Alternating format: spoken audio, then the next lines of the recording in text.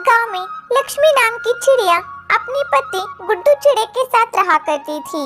उनकी एक प्यारी बेटी भी थी जिसका नाम मीनू चिड़िया था। लक्ष्मी चिड़िया और उसका पति गुड्डू चिड़ा दोनों भी मजदूरी किया करते थे और मजदूरी से जो पैसे मिलते थे उसमें से कुछ पैसे बचा के अपने बेटी की शादी के लिए रखा करते थे। फिर ऐसे ही दिन गुजरते गए। फिर इधर मीनू चिड़िया शादी के लायक हो गई। एक दिन लक्ष्मी चिड़िया अपने पति से कहने लगी, आज ही सुनते हो, अब हमारी मीनू बेटी बड़ी हो गई है, इसलिए अब हमें अपने ही रिश्ते में से कोई अच्छा सा वर ढूंढना शुरू कर दो और अपने रिश्तेदारों को भी बताओ कि अब हमारी बेटी शादी के लायक बड़ी हुई है और अब हम उसकी शादी करवाना चाहते हैं।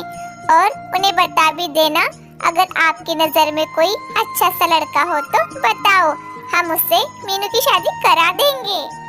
हाँ लक्ष्मी, तुम बात तो सही कर रही हो कि अब हमें हमारी बेटी मीनू की शादी कर देना चाहिए, लेकिन हमारे पास अब उतने पैसे नहीं हैं कि हम हमारी बेटी की शादी धूमधाम से कर सके और दहेज भी तो देना होगा उन लोगों को। मीनू के पापा, पर इस तरह हम अपनी बेटी को कब तक अपने घर पर रख कर बैठेंगे? हमें कुछ तो करना पड़ेगा। आप एक काम करो, आप सेठ जग्गू के पास जाइए और उनके पास से थोड़े पैसे का कर्ज ले लीजिए। हम उस पैसे से मीनू की शादी कर देंगे, फिर धीरे धीरे सेठ जग्गू का कर्ज हम चुका देंगे। ठीक है मीनू की माँ, मैं कल ही सेठ जग्गू से जाके बात करता हूँ। गुड्डू चिड़ा लक्ष्मी की बात मानता है और उसके अगले ही दिन वो सेठ जग्गू के पास जाता है।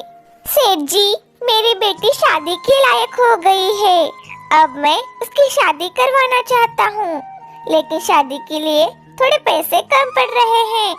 अगर आप थोड़े पैसे कर्ज दे देते तो बड़ी मेहरबानी होती। आप पैसे दे देते तो मैं अपनी बेटी की शादी धूमधाम से कर देता और धीरे धीरे आपका कर्ज दे देता।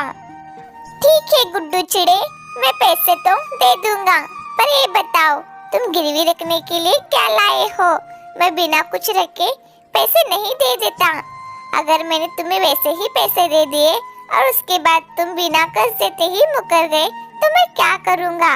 इसलिए अगर तुम्हारे पास कुछ गिरवी रखने के लिए है तो गिरवी रखकर तुम पैसे ले जाओ। फिर गुड्डू चिड़ा बड़े उदास मन से अपने घर वापस लौट जाता है और सारी बात अपनी पत्नी लक्ष्मी को बताता है। गुड्डू जी, अब क्या होगा? हमारे पास तो गिरवी रखने के लिए कुछ भी नहीं है। हम ऐसा करते हैं, हम अपना घर ही सेठ के पास गिरवी रख देते हैं, कम से कम उससे हमारे बेटे की तो शादी हो जाएगी।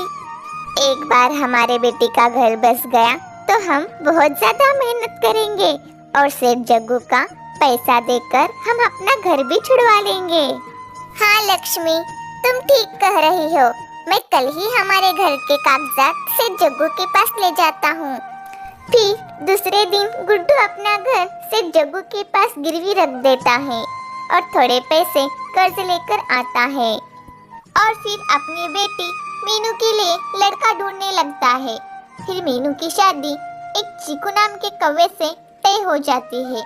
मीनू के माँ बाप अपनी बेटी मीनू की शादी बहुत धूमधाम से करते हैं और मीनू को दहेज में बहुत सारा पैसा भी देते हैं। फिर शादी के बाद मीनू चिड़िया खुशी खुशी अपने ससुराल चली जाती है। मीनू अपने ससुराल जाने के बाद लक्ष्मी चिड़िया और गुड्डू चिड़ा आपस में बात कर रहे होते हैं।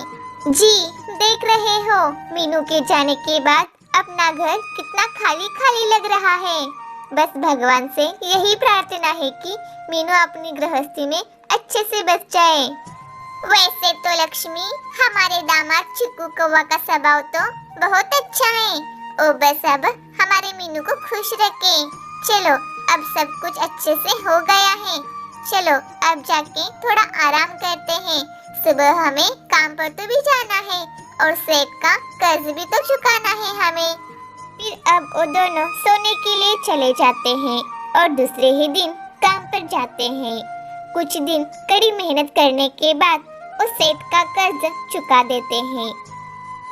मीनू के पापा, आखिरकार आज कितने दिनों के बाद हमारे सर से कर्ज उतर गया और हम अपना घर भी छुड़वा लिया। मीनू के पापा, अब मैं बहुत खुश हूँ। अब गुड्डू चिड़िया और लक्ष्मी चिड़िया खुशी खुशी से रहने लगते हैं।